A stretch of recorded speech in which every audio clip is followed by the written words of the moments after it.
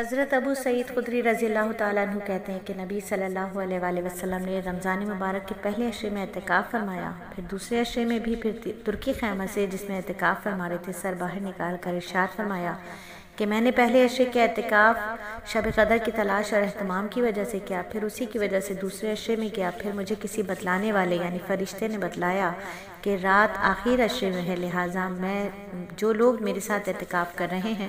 وہ آخر عشرے کا بھی اعتکاف کریں۔ مجھے یہ رات دکھلا دی گئی تھی، پھر بھلا دی گئی۔ اس کی علامت یہ ہے کہ میں نے اپنے آپ کو اس رات کے بعد کی صبح میں گیلی مٹی پر سجدہ کرتے دیکھا، لہٰذا اب اس کو آخر عشرے کی طاق راتوں میں تلاش کرو۔ راوی کہتے ہیں کہ اس رات میں بارش ہوئی اور مسجد چھپر کی تھی، وہ ٹپکی اور میں نے اپنی آنکھوں سے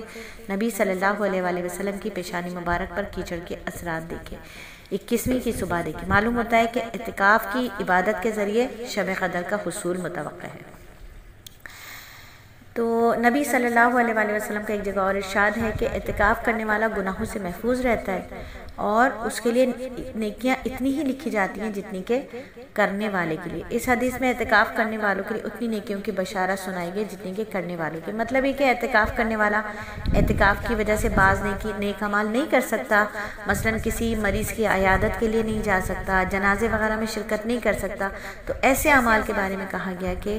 اعتکاف کرنے والا اگرچہ کہ یہ عمل نہیں کرتا مگر اس کو اتنا ہی ثواب دے دیا جاتا ہے جتنا کہ کرنے والے کو دیا جاتا ہے۔ حضرت ابن عباس رضی اللہ تعالیٰ عنہ نبی صلی اللہ علیہ وآلہ وسلم کا ارشاد نقل کرتے ہیں کہ جو شخص اپنے بھائی کے کسی کام میں چلے پھرے اور کوشش کرے کہ اس کے لیے 10 برس کے اعتکاف سے افضل ہے، اور جو شخص ایک دن کا اعتکاف بھی اللہ کی رضا کے واسطے کرتا ہے، اللہ تعالیٰ اس کو جہنم کے درمیان اس کے اور جہنم کے درمیان 3 خندقیں آڑ فرما دیتے ہیں جن کی مسافت آسمان اور زمین کی مسافت سے بھی زیادہ چوڑی ہے۔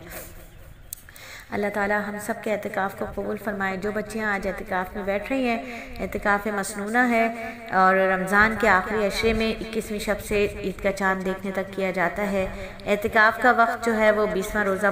پورا ہونے کے بعد غروب آفتاب سے شروع ہوتا ہے اور عید کا چاند نظر آنے تک باقی رہتا ہے، اور چونکہ اعتکاف کا آغاز 21ویں شب سے ہو جاتا ہے اور رات غروب آفتاب سے شروع ہو جاتی ہے، اس لیے اعتکاف کرنے والوں کو چاہیے کہ 20ویں روزے کو مغرب سے اتنے پہلے مسجد کی حدود میں داخل ہو جائیں کہ غروب آفتاب مسجد میں ہو۔ رمضان مبارک کے آخری عشرے کا اعتکاف سنت موقدہ علی الکفایہ ہے، یعنی اگر کسی مسجد میں کوئی ایک شخص بھی اعتکاف میں بیٹھ جائے گا تو یہ سنت ادا ہو جائے گی، اور اگر کوئی بھی نہیں بیٹھے گا تو پھر سب کے ذمہ گناہ آ جائے گا۔ تو اعتکاف کا آغاز ہو چکا ہے۔ ماشاءاللہ اللہ تعالیٰ نے زندگی عطا فرمائی، ایمان صحت عزت عافیت کے ساتھ کہ ہم اعتکاف کی بہاریں بھی دیکھ رہے ہیں۔ ماشاءاللہ طالبات میں بھی بہت ساری طالبات ہیں جو اعتکاف میں بیٹھ رہی ہیں، محارم بچے ہیں وہ ماشاءاللہ اعتکاف میں بیٹھ رہے ہیں، طالبات کے محارم ہیں وہ مساجد کو آباد کر رہے ہیں، اللہ کے در پر پڑھ رہے ہیں۔ تو سارے بچوں سے التماس ہے کہ اپنے ادارے سلیس آن لائن اکیڈمی کو، مہد السلیس اسلامی کو اور تمام مدارس دینیہ کو اپنی دعاؤں میں بہت یاد رکھیں، تمام مسلمان امت کو